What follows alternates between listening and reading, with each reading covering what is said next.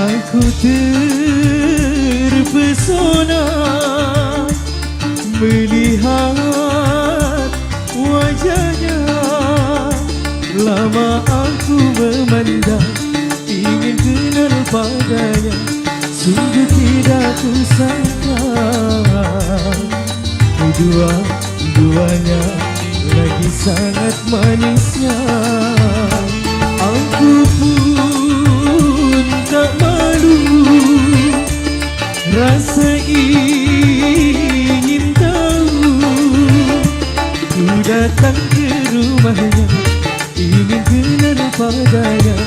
Sungguh tidak kusangka ternyata kedua si janda kembar dua.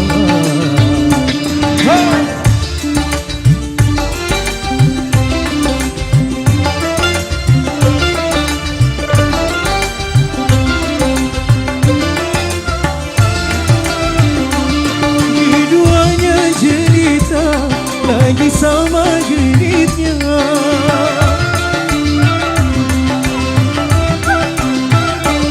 Lesung pipit-pipitnya, merah jambu bibirnya. Wajahnya pun serupa pinang di belah dua.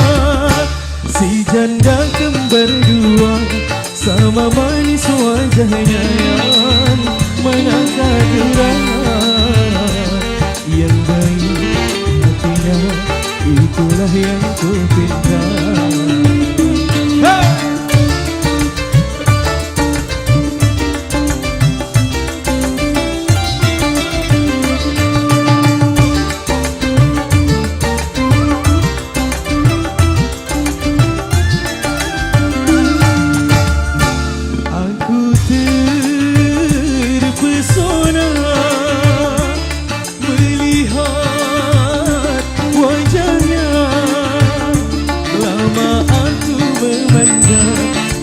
Membedakannya siapakah gerangan.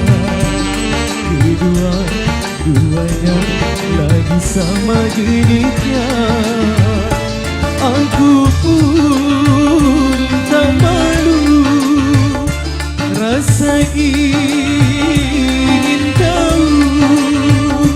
Ku datang ke rumahnya, ingin kenal padanya. Sungguh tidak kusangka kedua-duanya si janda kembar dua. Satu persembahan spesial bersama AW Band buat para tamu dan yang lagi tetap siang.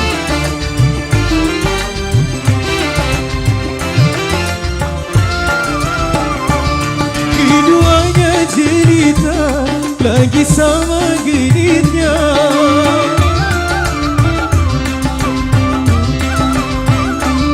Lesung pipit-pipitnya, merah jambu bibirnya.